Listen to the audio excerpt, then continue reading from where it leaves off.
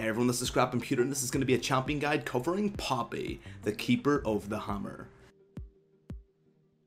Poppy is a tank bruiser who boasts massive damage, disruption and lockdown CC. She has become the terror to both the front and the backline, having the ability to burst the backliner to nearly 100-0 or do a massive percentage damage to the front line, all while locking down and forcing focus and generally disrupting due to her being such a massive threat.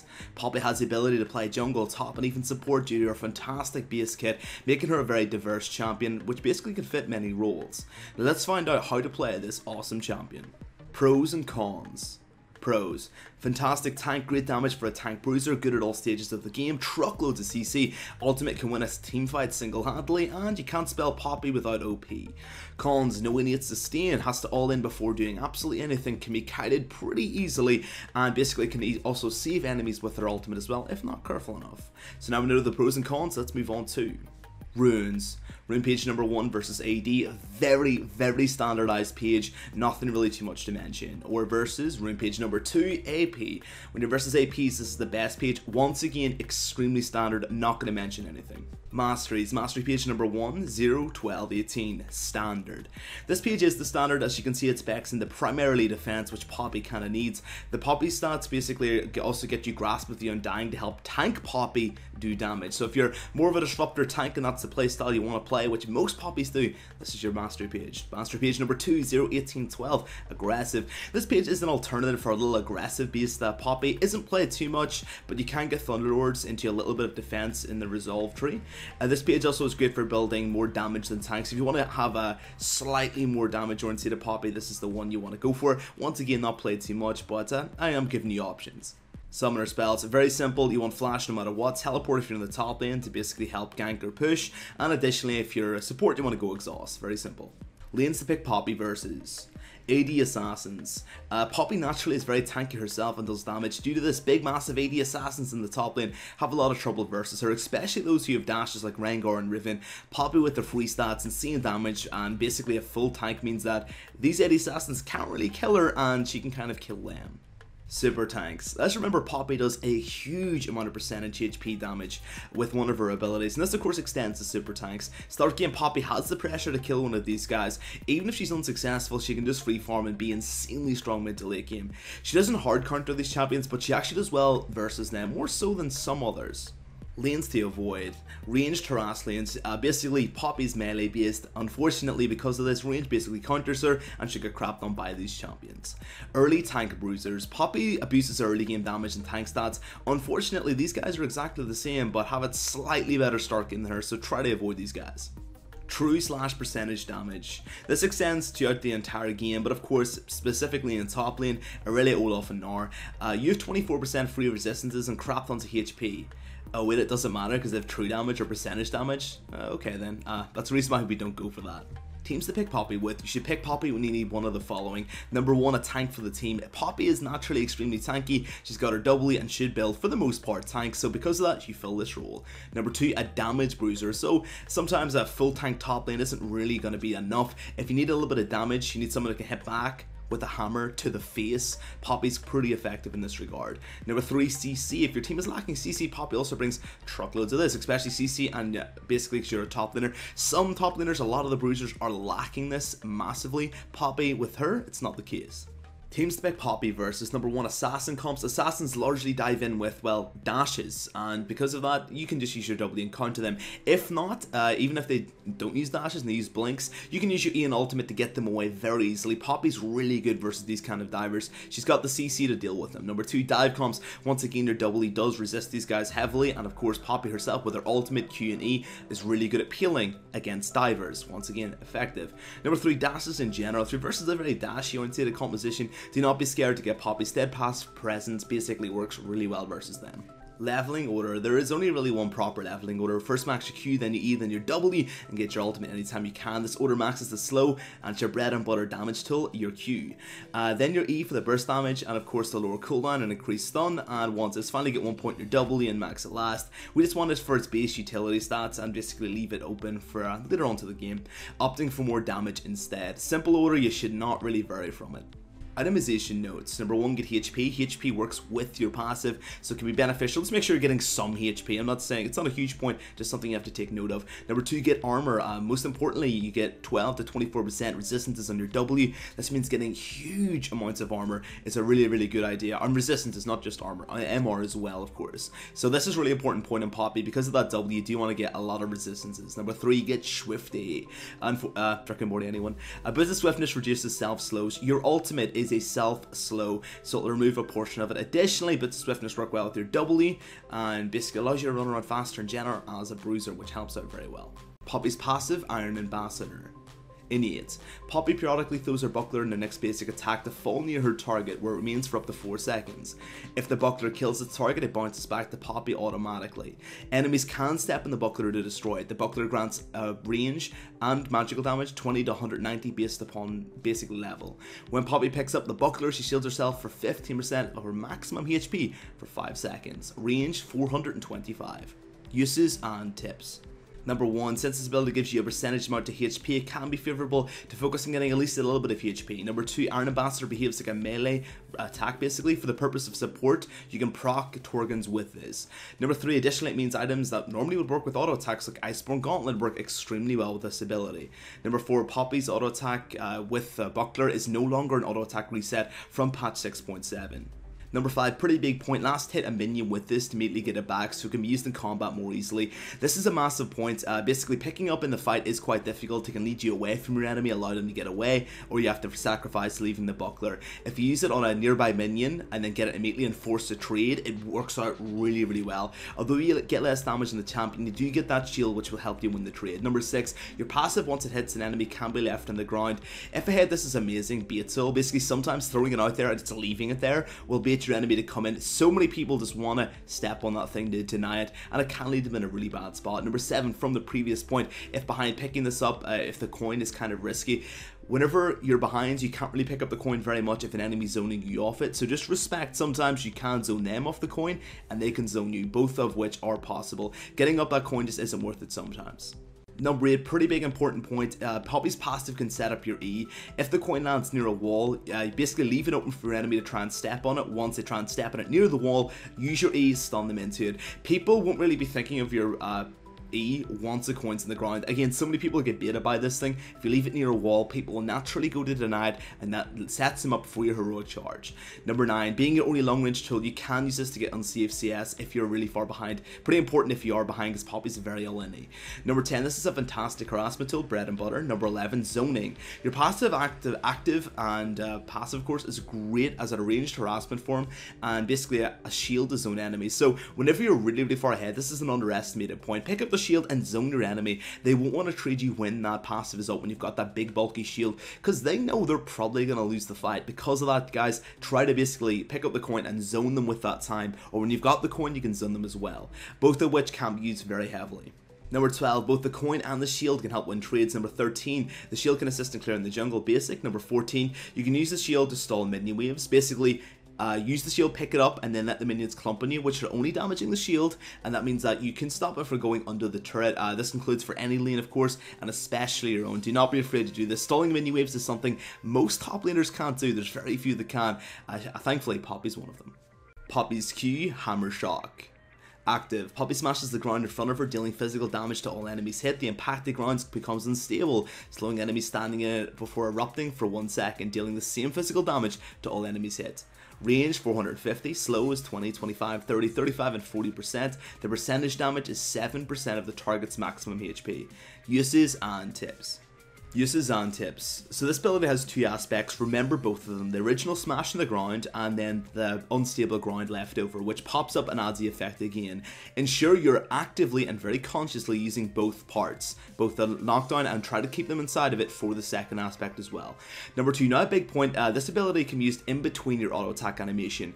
It's a very slight technical auto attack reset. It's not a full auto attack reset, but it can work that way. So always auto attack, then Q immediately after to pump out even more damage. You do get about 3/4, half an auto attack in between. It doesn't sound like much, but during very small trades, especially start game, this is massive. Auto attack, then Q. It is a slight reset. Make sure you use it as such. Number 3, this ability is a 450 range. It can be used to harass, surprisingly enough. Number 4, using your Q and your own minions can help zone your enemy off CS, a melee enemy anyway. So, your versus Olaf, he's not going to want to walk on top of that Q to get that CS. Number 5, can be used to kite with the slow, very effective point Q behind yourself or in front of anyone to basically kite a little bit more effectively. Number 6, hammer shock is a great peel tool with the slow it provides. Number 7, you can use your Q in front of an enemy to cut off their escape. Now either they run around the Q on the indent, they wait for the indent to go away, or basically they run through and take the damage while taking 2 auto attacks if they did stall out and didn't want to go through it. The result is the same, you cut your enemy's escape path off. Number 8, landing the double aspect of hammer shock is pretty hard if your enemy's moving. Because of this, your best chance of using it is your E with your Q. Basically, heroic charge, this is why it's a natural combo, stun knocks them, and while they're stun locked, you use your Q in the ground and you'll get the double damage, because while they're stunned, they can avoid the second aspect of the damage, which works out really well. So this is your best chance of landing the double aspect Q. Number 9, a cool tactic is basically your Q, and use it when your passive's on the ground. So when your passive's on the ground and they go to step on it, Q on top of your passive, and most players are going to be like, okay, either you get your passive for free or they take hammer shot below. No matter what, you win once again. So try to use that passive appropriately. You can Q on top of it, especially if the enemy beelines towards the passive to break it and it looks like they're not going to stop. Q right on top of it and force them to take damage to do it. Very nice tactic. Number 10, while fighting with this ability, always try and fight on top of it with your Q. It basically means your enemy will auto attack you as a melee champion, and you fight on top of your Q, so no matter what, they're fighting inside of the double aspect damage range. You can beat them inside of it, or it disengages them. No matter what, once again, this is pretty much in your advantage. So when you're fighting Q and try to stick inside that zone, try to make your enemy melee attack you inside of it, so they take the damage.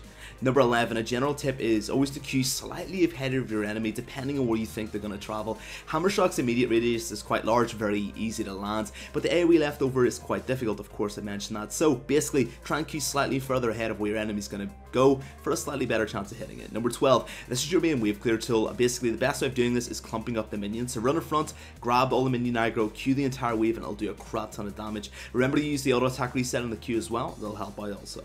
Poppy's W Steadfast Presence, passive. Poppy's till armor magic resistor increased by 12%. If she falls below 40% of her maximum health, she gains Stubborn to a fault, doubling this effect to 24%. Active, Poppy gains bonus movement speed for 2.5 seconds and generates a barrier around her for the duration, causing all enemies who dash within it to be knocked down and dealt magical damage. This can only happen once per enemy champion. AoE range 400, movement speed is 27 to 35%, resistor 12 to 24% bonus. Uses and tips. Number 1, it can only stop 1 dash per enemy per cast. Number 2, Steadfast Presence will only stop any dash based ability. So how do you know it's a dash is if there's travel time, like a Lee Sin Q where he's running towards you, it's a dash. If they just appear instantaneously like Ezreal E or a Cassin in Ultimate, then it's a blink. That's basically the rule for the most part. Number 3, Steadfast Presence has exceptions to the dash rule as seen below. This is from the LoL wiki page. Ultimates, mostly basically ultimates of certain champions with dashes are for the most part not cancelled, because this would be sort of unfair. Just be mindful of what isn't stopped. Most of these once again are ultimates, but just keep in mind in this. Number 4, now for the knockdown, you have to time your shield well and know when you have to use it offensively or defensively. This is the biggest point I really will mention in this. If getting chased, wait until the mobility is actually used before using it. I see people panicking and using the W movement speed to try and get away quickly, but wait until the Lee Sin tries to come in with his resonating strike, his second aspect of his Q, before activating it. Why rush the movement speed? No matter what, you'll basically stop dashes as well, so don't rush the movement speed too much. Number 5, this ability is a godlike peel and protect tool for your team. It stops all dashes, so use this as a mass protective tool for the backline. Once again, time it, but it's great to defend your backline. Number 6, from the previous point, this can also stop engages. Mimi tries the bandage toss for the engage, stop. Lee Sin tries the insect, stop. This can basically halt massive amounts of engages. Number 7, this is also a mass denial tool. If you use your W on an enemy like Corki or Tristana, try to use this basically to stop their dash, and it does cancel it. So if you're inside of Corki's range and he tries the Valkyrie away, it is stopped. It basically could disrupt the animation entirely, which can screw an enemy big time. So if an enemy's a dash based escape like Lee Sin, Tristana, Corki as I mentioned, use your W inside of it when they activate the animation to get away. Try to time it right or they might wait you out for it. So basically, it can screw an enemy over pretty heavily. Number 8, the W movement speed on lockdown can help massively with ganks. Just remember to use it before the dash. As I mentioned, this makes you hard to gank very heavily when you're versus something like, once again, Lee Sin or Jarvan. Number 9, a cool tip is the ability to stop an enemy stealing Baron or Dragon. For example, if Lee Sin tries to queue over to steal the Dragon from the wall, your W won't let the dash complete, so it'll basically stop him. So if you stand at the edge of the wall, it won't even let him get over the wall without burning up Flash, which works out really, really well. Number 10, now one point I will mention after the use of the knockdown aspect, if using Steadfast Presence to stop dashes, ensure you use it last second or when the animation is actually started, or at least highly likely to start. When being ganked, I've mentioned this before, just one more time, so many poppies that use W immediately. Make sure you basically wait until they actually use the dashes before actually using it. Don't panic with this ability. Be very, very calm. The same when you've got someone like Tristana locked down. Wait until you see the animation starting, then activate W. You can never be too cautious with this ability, basically. Number 11, due to the resistances this ability provides, it means getting armor and magic resist can be really, really important to basically ensure you get the full use out of this passive of this ability. Make a pretty big note to get lots of resistances. The more you get, the extra you get for free. Number 12, this ability also allows Poppy to be a frontliner and one of the most naturally tanky champions in the game. Number 13, the active movement speed can be used to escape and chase enemies. Simple. Number 14, Steadfast Presence is great to position your entire kit. It is actually such a great setup tool. Your passive can be used to grab the coin. The W can use to land your Q more easily. It can help to basically position an E for a good wall pin, and it can give you more movement speed to land your ultimate. W sets up your entire kit. Number 15, the movement speed can help stick to an enemy backliner or frontliner or whomever you really need. Poppy's E heroic charge active. Poppy dashes to the target enemy, dealing physical damage and carrying them along with her. If they apply with terrain, she deals the same physical damage to them again and stuns them. Range 425, pushback range is 300.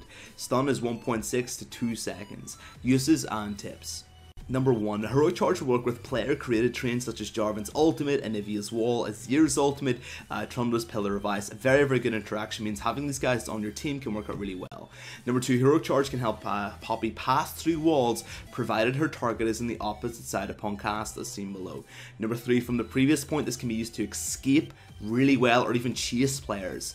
As seen below, just ward over some jungle camps and then basically use your E to get over that wall. Works out really, really well to get away. This actually can make you really hard to gank and just get on top of. Number 4, more simply, you can use your E to a minion in lane to try and get away, or of course to the scuttle edge in the river as well to try and get off as much as possible. Works out really well. This ability is just a really good escape tool. Number 5, like mentioned before, your passive can set up your E. The passive coin is a bait not too many can resist. Number 6, your W gives you great movement speed to help to position your E. Number 7, your stun E sets up the double aspect of your Q. I've mentioned all of these before. Number 8, a small notice, you should always be fishing for a wall pin. This is basically just a kind of passive mindset you should have. Always be running around the side trying to force them to go against the wall for that wall pin. Number 9, heroic charge is one of your best peel tools. This is great. You could peel the skin of an orange with this ability. It's fantastic. So if someone gets on one of your backliners, use your E, immediately peel them off. Really good tool. This is another reason why support Poppy works. Number 10, your EQ combo works even without a wall, although of course it's less effective, it can still work. Number 11, lastly, always try and fight in the jungle so you have a surplus amount of possible wall pins, or just in general really clumped areas. Poppy's R/ultimate, Keeper's Verdict. First cast. Poppy channels for up to 4 seconds, retaining the ability to move but slowing herself for 15% for the duration. The cooldown is set to 30 seconds if the channel is cancelled. Range 1900. Second cast, Poppy smashes the hammer into the ground, sending out a shock wave. When it hits an enemy champion, a massive hammer erupts, dealing physical damage to all enemies around it. Impacted enemies are knocked back towards their fountain. Releasing the ability instantly cancels the channel, damaging the abilities and knocking all enemies around Poppy instead for 1 second. Poppy is basically sight of the enemy and knocks them back. They are basically rendered untargetable for the duration, with the distance increased based upon how long Keeper's Verdict was channeled. Uses and tips. Number 1, Keeper's Verdict is the only airborne ability that does not have an activatable with Yasuo's last breath, his ultimate, as the targets are rendered untargetable for the duration of the knock-up or knockback. Number 2, Bits of Swiftness mitigate the R slow slightly, hence it's a pretty good item. Number 3, you can flash during the channel of your ultimate. This can be a nice trick if you're out of position for your ulti or you want to channel at the backline so it can't be cancelled, as seen below. Number 4, this is your bread and butter disengage tool, very simple. Number 5, Keeper's Verdict can win team fights. If you can move the front line or generally remove or split the enemy team up to smaller portions, this can literally single-handedly win a team fight, but do be careful, make sure you're hitting only the frontliners or the disruptors like that. Number 6, your ultimate's amazing at being a hard peel tool for yourself and your team. Number 7, when being charged, you can use this ability to heavily zone enemies. Nobody really wants to run into Poppy's ultimate, let's put it that way. Number 8, remember you don't always need to fully charge this if you want to lock an enemy down. Double tapping your ultimate will basically knock the enemy up for a temporary basis. Not as effective as the full channel, of course, but very, very powerful if you just want that chain CC. Number 9, as mentioned, your ultimate can also be used with the EQ ultimate combo to chain CC an enemy. Number 10, you can use the charging aspect of your ultimate in a bush or a blind spot. This also allows you to get some nice free ultimates without people reacting. So when getting away from an enemy, this is especially notable. So say you're split pushing and they come for you, run into a bush and charge it and knock them away. It's generally the best way of doing it. Try to do this outside the vision of your enemy if you can. Number 11, one final note, be careful with Keeper's Verdict, do not save people. Do not be that person who I look at the keyboard and want to slam my face on it and then rub freaking petrol over my face and set light to it with a small match, slowly looking at it while the world burns. Please, just don't be that person. Please, just don't save people. I don't want to see that. Caster style. Combos are important in every champion. Before I get into this, I have to explain caster style. Many champions have varying casting playstyles that come in varying forms. An example is Kale uses sustained damage as she wants to extend the trait over long periods of time to get her E damage off appropriately, basically. Whereas someone like Twisted Fate will use his gold and Q card and then have very little else beyond that and just mainly have to back off. Now I'm going to explain Poppy's caster style. Primary caster style, Burst. Surprisingly for a bruiser, Poppy's main style is actually Burst. She uses her EQ combo, for example, gets massive burst on an enemy, then for the most part backs off because that's the large lion's share of her damage, for just basically it, which means that she's primarily basically based upon abilities and you have to back away for cooldowns after fighting. So jump in, use CDs and then back out. That's the best way of playing Poppy. Secondary caster style, Sustained. Of course, being a bruiser with her auto attacks and stick potential, it does make her really powerful. She's decent at sustained damage. It's just, once again, it's a secondary source. The primary amount is really coming from those abilities. Just a small note to take mind of. Harass combos. Harass combo number 1, passive auto attack. Basically, because your passive's up, you've got increased range. It does a decent amount of magical damage. Why not throw it out for a bit of harassment? Very simple. Harass combo number 2, Q. Basically, your Q has surprisingly a decent amount of range. Using this at long range, when if your melee enemies, for example, are trying to CS, can work out really well. It's very surprising, the range of this ability. Trade combos. Trade combo number 1, auto attack Q. Basically, auto attack and use your Q as a mild auto attack reset for a little bit of extra damage. Very simple.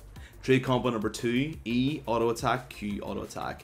Once again, generally speaking, even when you get a wall pin, even if it's not a wall pin, you can still do this, but if you get a wall pin, E, auto attack, Q reset, and while they're sunlocked, auto attack one more time. Using the auto attack reset in between and using auto attacks in between your casting abilities will be a very common trend for the rest of these abilities and very important.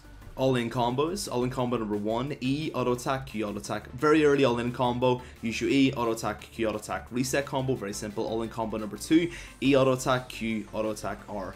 Basically, what you want to do is you want to stun lock your enemy as much as you can. Use your E, get your wall pin, auto attack, Q, reset. Auto attack them one more time. Whenever the stun dissipates, use your ultimate to knock them in the air. When they land, just keep on auto attacking with your CDs to come back up. All-in combo number 3. Ultimate EQ auto attack. Now this seems a little bit strange, but it does make logical sense. If you're not in position for a wall pin but you could be, use your ultimate, double tap your ultimate to knock them up, rotate round to the wall, use your E to stun knock them, then use your Q auto attack. Now in this time, this is really for a massive burster combo. You can use auto attack reset if you want to. It's a little bit risky if this is just basically an execution all-in combo. Wave clear combos. Wave clear combo number 1, auto attack the backline, Q the backline, auto attack the frontline, Q the frontline. Unfortunately, Poppy's wave clear is generally pretty dependent upon her Q. So what you have to do is auto attack, Q reset the backline, then just auto attack to finish them off. Auto attack the frontline to their low, and then use the Q resets in between as well, and that should clear out the waves. Wave clear combo number 2, a little bit more effective this one. Clump the minions up, so basically run into the entire minion wave with just by yourself. Grab the aggro, use your auto attack, Q combo on the entire wave, and then just auto attack to finish them off. And wait for your Q to come up again with 2 rotations of your Q, that should be them gone pretty easily. Laning section, pre-level 6 playstyle / stance number 1, kill. Poppy's got a pretty powerful laning phase depending upon the opponent. You can use this massive strength to bully your enemy pretty heavily. So to do this, chip down your enemy with your passive auto attacks, and then of course your Qs and your Q auto attack resets. Also always be fishing for a wall pin. If you do get one, E auto attack Q combo, and then basically auto attack to finish them off. Also, if you're winning but they're playing defensively and you can't get the all in, use your passive shield to try and zone them off, and of course just try and pull them away from CS as much as you can. Very simple. Pre-level 6 playstyle / stance number 2, farm. If in a losing matchup, Poppy should for the most part have her passive to basically last hit minions. Basically use your Q as well, it's got a decent range on it. Do try to abuse that to last hit them. Use your double if you get into any trouble, and basically attempt to stall out the minion wave. Now one little note to this is try to avoid using your Q on the entire wave in case it does accidentally push it. Beyond that though, you should be okay. Try to get a jungle gank in there, and there's very little you can do because Poppy is very hit or miss. In the behind condition, she doesn't do very well. Team fight section. Engage / bruiser team fight. This is basically a disruption team fight. This is a basic phase for the bruiser. You should basically run in and try and disrupt your enemy as much as you can. Run up, activate your W to get the movement speed, and also stop any dashers from basically jumping on top of you or get into your backline. She'll be in front of the entire ordeal. Use your EQ combo on the closest enemy backliner or most valuable target you can get. This will naturally draw a lot of pressure to you, and they'll focus you down immediately. If your team are basically close, double tap your R to knock up the aforementioned backliner so they can get into position to kill him. From here, stick to the most valuable enemy you possibly can, throw auto attacks and wait for your abilities to come off cooldown. This is a very simple strategy, but does draw a lot of pressure. You are a bruiser, you are a tank. It does allow you to hammer, pun intended, the backline while forcing the enemy frontline to deal with you. This is a really nice disruptive engage one. Only use this playstyle if you're not going to get caught out, the enemy can't kite you very well, or you're just generally in a really advantageous position. Defensive team fights. If your backline are dying too much or you feel you can be kited by your enemy team's backline, you can play defensive. This means sticking near your backline. If anyone comes up with them, use your Q to slow them down, then auto attack. Once someone gets to your backline, use your E to peel them away, and if anyone dashes, come get into your team. Once again, use your W to stop this from happening. If you can attempt to R halfway through the team fight, if it's going well, you can split off a couple of the frontliners, or if you're losing really heavily, use your ultimate to basically completely disengage the fight. Very simple. Basically, when you're playing defensive, use your abilities on a defensive set. Try to avoid going aggressive and just basically let your backline do the work for you. You're a tank bruiser at the end of the day. If winning, use your double movement speed, your EQ to chase them down or finish them off. If losing, you can use your Q to slow them down and your W for the movement speed to stop dashes and hopefully to get away. If your ultimate's still up, this is the time to use it. Try and knock as many of the enemy members away as you can, and that's how you play. And that's it for the guide, guys. I hope you liked it. If you like it, dislike it, dislike it. If you like the content, subscribe. And you think it's horrible, totally drop the ball here. It's garbage. You can unsub. I am totally fair. Also streaming Twitch TV, guys. The link will be in the low part. We have the crack boys. I'd love to see you guys there. Beyond that, though, have a great day. Best of luck in the rift. I'll see you guys next time. Thank you very much for watching.